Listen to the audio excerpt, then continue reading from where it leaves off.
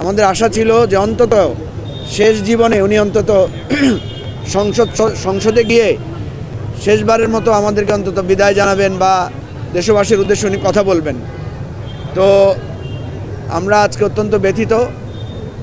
আমরা যারা রাজনীতি করি দীর্ঘ সময় ধরে, ছাত্র জীবন থেকে ওনার স্নেহ আমরা পেয়েছি, ওনার উপদেশ পেয়েছি, ওনার পক্ষে যেভাবে আমরা রাজপথে আন্দোলন করেছি, রাজনৈতিক কারণে ওনার বিপক্ষেও আমাদেরকে কখনো কখনো স্লোগান তুলতে হয়েছে, আন্দোলন করতে হয়েছে। কিন্তু সবসময় মনে হয়েছে যে বেগম খালেদা জিয়া একজন মাতৃসুলভ অভিভাবক এই রাষ্ট্রের। কখনো ওনার মুখ থেকে কখনো হিংসাত্মক কথা, কখনো ওনার মুখ থেকে কোনো ধরনের প্রতিহিংসামূলক আচরণ আমরা দেখিনি।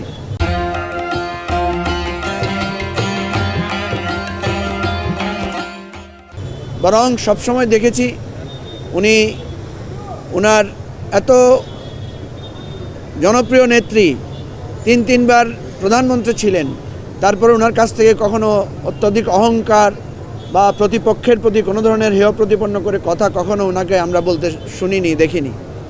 আজকে সত্যিকার অর্থে আমরা একজন অভিভাবক হারিয়েছি। আজকে সত্যিকার অর্থে রাষ্ট্রের মানুষ শোকাভিভূত এবং আমরা সরকারকে ধন্যবাদ জানাই যে তারা আগামীকাল তারা বুধবার দিন ছুটি ঘোষণা করেছেন এবং আমরা দেশবাসীকে বলবো যার পক্ষে সম্ভব বেগম খালেদা জিয়ার জানাজায় আপনারা অংশগ্রহণ করবেন।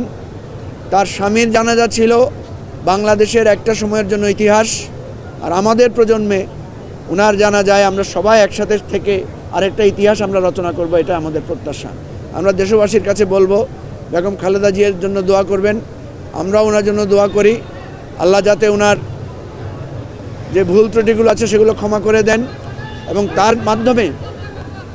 তার মাধ্যমে দেশ এবং জনগণের, আমাদের এই বাংলাদেশের, আমাদের এই দেশের সর্বোপরি মানুষের যতটুকু উন্নয়ন বা যতটুকু উপকার হয়েছে সেটার জন্য তিনি যাতে দুনিয়া যে সম্মান পেয়েছেন পরকালেও উনি যাতে সবার কাছে সেটা সম্মান পান, সেটা আমরা চাচ্ছি।